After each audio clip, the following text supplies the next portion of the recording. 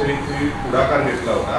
आता उद्धव ठाकरे विधान परिषदेवर येणार की नाही याविषयी अजून चर्चेत एक लक्षात घ्या की सामान्य शिवसैनिक विधान परिषदेचा विषय याची चर्चा महाराष्ट्रामध्ये होईल.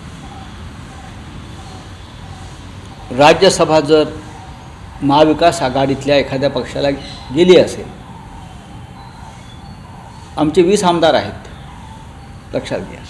महाविकास आघाडीतला सगळ्यात मोठा पक्ष 20 आमदारांचा आहे आमचा, आणि आमचे 20 आमदार असतानासुद्धा आम्ही राज्यसभा आमच्याकडून राष्ट्रवादी काँग्रेसला गेली, कारण शेवटी आम्हाला एकत्र काम करायचं आहे. त्याच्यामुळे आता 20 आमदारांचा जो पक्ष आहे आणि इतर पक्ष, प्रमुख पक्ष, इतर पक्ष, आम्हाला एकत्र बसून चर्चा करावी लागेल. उद्धव ठाकरेंची स्वतःची इच्छा काय आहे ते आता सांगतील ना स्वतः.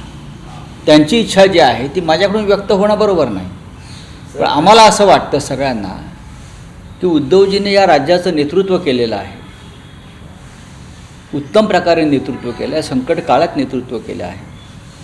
त्यांच्यासारख्या नेत्यानं विधान परिषदेमध्ये असणं हे महाविकास आघाडीसाठी एक चांगले संकेत असतील आणि एक आमच्या आमदारांना एक बळ मिळेल त्याच्यामुळे.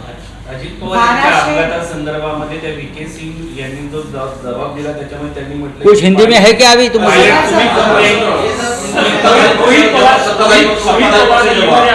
बोले हिंदी में क्या है क्या?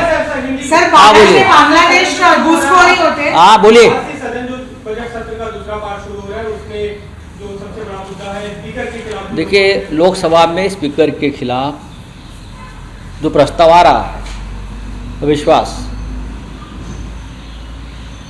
ये क्यों हो गया, उसका चिंतन सरकारी पार्टी ने करने चाहिए.